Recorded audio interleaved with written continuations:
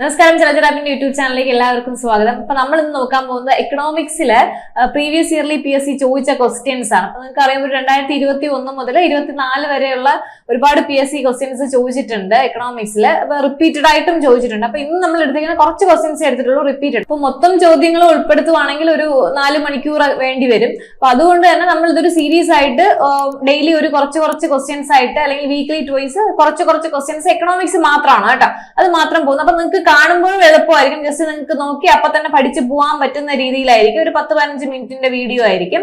ഒരു 10, 20, 25 ക്വസ്റ്റ്യൻസിനകത്ത് ഇന്ന് ഉൾപ്പെടുത്തിയിട്ടുള്ളൂ. അപ്പൊ അതുപോലെ വരും ദിവസങ്ങളിൽ. ഇപ്പൊ നിങ്ങൾക്ക് 10th പ്രിലിംസ് വരുവാണ്. അപ്പൊ ഇനി വരുന്ന 10th പ്രിലിംസിന് ഇമ്പോർട്ടന്റ് ആയിട്ടുള്ള റിപ്പീറ്റഡ് ആയിട്ട് ചോദിച്ചിട്ടുള്ള ക്വസ്റ്റ്യൻസ് 2021 മുതൽ 2024 വരെ ചോദിച്ചിട്ടുള്ള പ്രീവിയസ് ഇയർ ക്വസ്റ്റ്യൻസ് എക്കണോമിക്സ് മാത്രമായിട്ടാണ് നമ്മൾ ചെയ്യുന്നത്. അതിൽ കുറച്ച് ക്വസ്റ്റ്യൻസ് ആണ് ഇന്ന് നമ്മൾ നോക്കുന്നത്. അപ്പോൾ ഇനിയും ചാനൽ സബ്സ്ക്രൈബ് ചെയ്തിട്ടില്ലാത്ത ആരെങ്കിലും ഉണ്ടെങ്കിൽ ചാനലിലൂടെ സബ്സ്ക്രൈബ് ചെയ്യുക. അപ്പൊ നിങ്ങൾക്ക് ഈ സീരീസ്, ഈ എക്കണോമിക്സിന്റെ ഒരു സീരീസ് വരുമ്പോൾ നിങ്ങൾക്ക് നോട്ടിഫിക്കേഷൻ വരും. അത് മാത്രമല്ല, നമുക്ക് ചലഞ്ചർ ആപ്പിന്റെ കോഴ്സുകൾ സ്റ്റാർട്ട് ചെയ്തിട്ടുണ്ട്. ഡിഗ്രി പ്രിലിംസിനും അതും കൂടാതെ 10th പ്രിലിംസിന്റെ നടക്കുന്നുണ്ട് കോഴ്സുകൾ. അപ്പൊ അതിൽ ജോയിൻ ചെയ്യാൻ താല്പര്യമുള്ളവർ താഴെ കാണുന്ന നമ്പറിൽ കോൺടാക്ട് ചെയ്യുകയോ ലിങ്കിൽ ക്ലിക്ക് ചെയ്തിട്ട് ആപ്പ് ഡൗൺലോഡ് ചെയ്യുകയോ ചെയ്യാം കേട്ടോ. അപ്പൊ നമുക്ക് ക്വസ്റ്റ്യൻസ് നോക്കാം.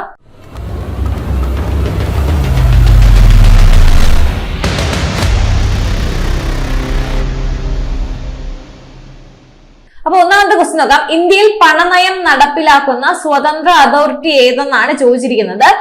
ധനകാര്യ മന്ത്രാലയം, government, reserve bank of India, state bank of India.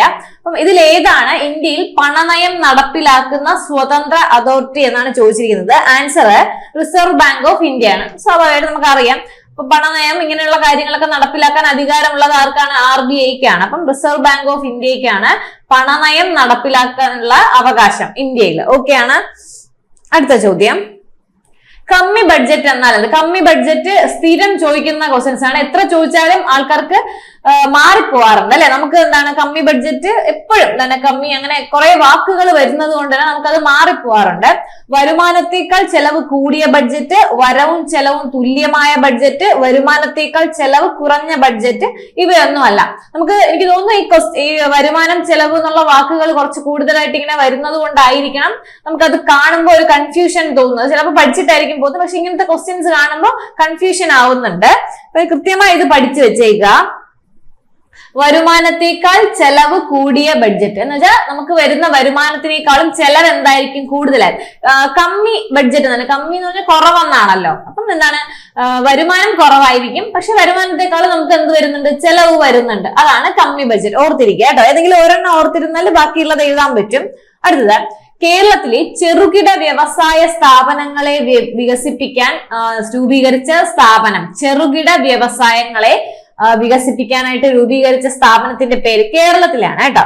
എന്താണ് പേര്? NABARD, ICICI, SIDCO, RBI. Answer എന്താണെന്ന് വെച്ചാല് സിഡ്കോയാണ് കേട്ടോ.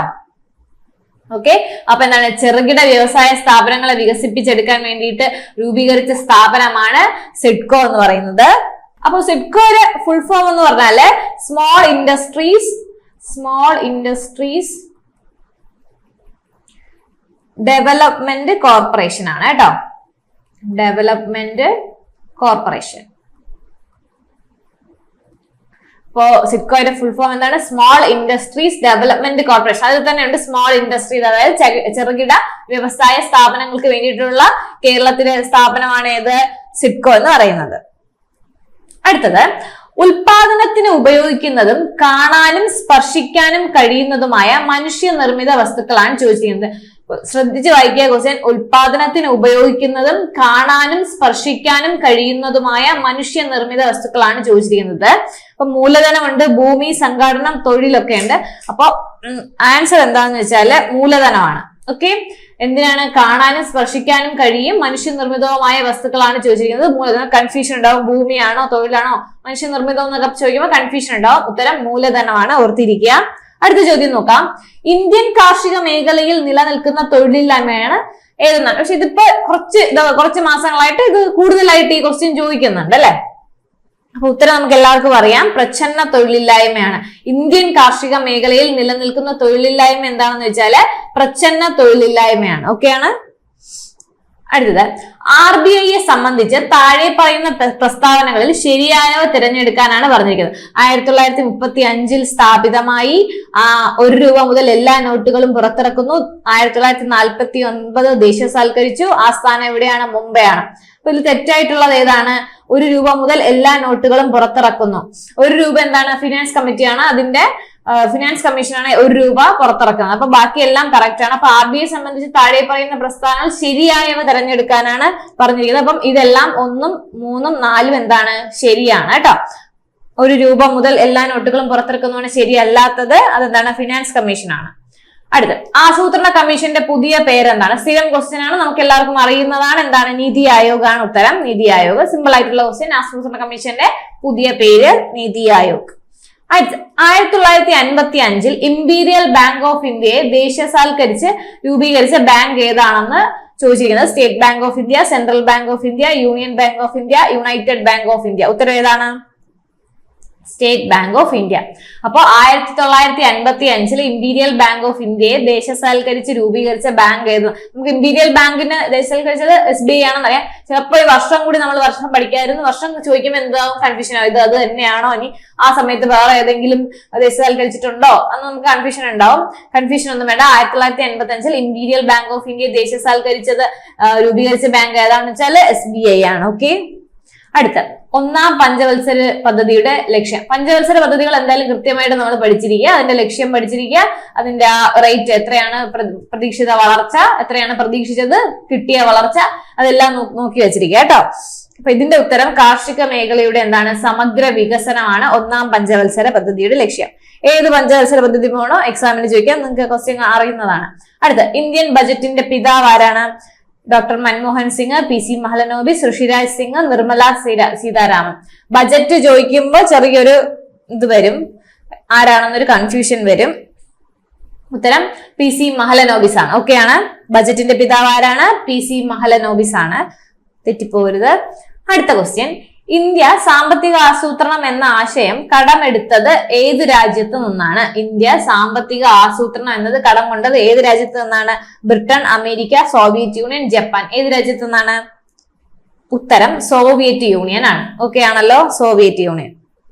അടുത്തത് നിതി ആയോഗിന്റെ ആസ്ഥാനം. നിതി ആയോഗുമായി ബന്ധപ്പെട്ട് ഒത്തിരി ക്വസ്റ്റ്യൻസ് ചോദിക്കാറുണ്ട്.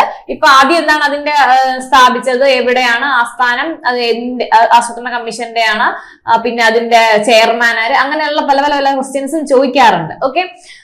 കൂടാതെ ഇപ്പോൾ അതിന്റെ ഇൻഡെക്സുകളും കൂടെ ചോദിക്കാറുണ്ട് കേട്ടോ. അപ്പൊ നിതി ആയോഗ് കറക്റ്റ് ആയിട്ട് പഠിക്കുക. പഞ്ചവത്സര പദ്ധതിയും നന്നായിട്ട് നോക്കി വെച്ചിരിക്കുക. നിതി ആയോഗിന്റെ ആസ്ഥാനം എവിടെയാണ്? ന്യൂഡൽഹിയാണ്. അടുത്ത് താഴെ പറയുന്ന വിവിധ ധനകാര്യ സ്ഥാപനങ്ങൾ, അവയുടെ ആസ്ഥാനങ്ങൾ എന്നിവയുടെ പട്ടികയിൽ നിന്നും യോജിക്കാത്തത് കണ്ടെത്തുക. അപ്പൊ ഇവിടെ കുറച്ച് ധനകാര്യ സ്ഥാപനങ്ങളും അതിന്റെ ഹെഡ്ക്വാർട്ടേഴ്സും തന്നിട്ടുണ്ട്. അത് നമ്മൾ കണ്ടുപിടിക്കുക ഏതാണ് ശരിയല്ല യോജിക്കാത്തതെന്ന് കേട്ടോ. ലോക ബാങ്ക് വാഷിംഗ്ടൺ DC, ഏഷ്യൻ വികസന ബാങ്ക് ബീജിംഗ്, ഭാരതീയ റിസർവ് ബാങ്ക് മുംബൈ, അന്താരാഷ്ട്ര നാണയനിധി വാഷിംഗ്ടൺ DC. ഉത്തരം ഏതാണെന്ന് ചോദിച്ചാല് ഏഷ്യൻ വികസന ബാങ്ക് ബീജിംഗ്. ഏഷ്യൻ വികസന ബാങ്ക് എന്ന് പറഞ്ഞാല് ADB ആണ്. ഏഷ്യൻ ഡെവലപ്മെന്റ് ബാങ്ക് ADB ആണ് ഏഷ്യൻ വികസന ബാങ്ക് എന്ന് പറയുന്നത്. അത് ഫിലിപ്പീൻസിലാണ് കേട്ടോ. ഫിലിപ്പീൻസ്, മനില കേട്ടില്ലേ, അവിടെയാണ് അതിന്റെ ആസ്ഥാനം വരുന്നത്. ലോക ബാങ്ക് എന്ന് പറയുന്നത് വാഷിംഗ്ടൺ DC തന്നെയാണ്. അന്താരാഷ്ട്ര നാണയനിധി IMF എന്ന് പറയുന്നത് ഇത് രണ്ടും നമുക്ക് എന്തറിയാം, ബ്രിട്ടൻ സിസ്റ്റേഴ്സ്. ലോകബാങ്കും അന്താരാഷ്ട്ര നാണയനിധി എവിടെ തന്നെയാണെന്ന് അറിയാം, വാഷിംഗ്ടൺ DC-യിലാണെന്ന് അറിയാം. പിന്നെ എന്താണ് നമ്മുടെ റിസർവ് ബാങ്ക് എവിടെയാണ്, മുംബൈയിലാണെന്ന് അറിയാം. പിന്നെ ഉള്ളത് ADB, അത് എവിടെയാണ്, മനില ഫിലിപ്പീൻസിലാണ് കേട്ടോ. അപ്പൊ അത് തെറ്റാണ്, ബീജിംഗ് എന്നാണ് കൊടുത്തിരുന്നത്. ഇനിയുള്ളത് ഏത് ഭരണഘടനാ ഭേദഗതിയിലൂടെയാണ് സംസ്ഥാന നിയമസഭയ്ക്കും പാർലമെന്റിനും ചരക്ക് സേവന നികുതി അല്ലെങ്കിൽ GST സംബന്ധിച്ച് നിയമനിർമ്മാണത്തിന് അധികാരം നൽകിയത്? ഓക്കെ, ഏതാണ്? സ്ഥിരം ചോദിക്കുന്ന ഭേദഗതി നടന്ന സമയത്തൊക്കെ സ്ഥിരം ചോദിച്ചുകൊണ്ടിരുന്ന ക്വസ്റ്റ്യൻ ആണ്. 101 ഭേദഗതിയാണ് കേട്ടോ, GST 101 ഭേദഗതി.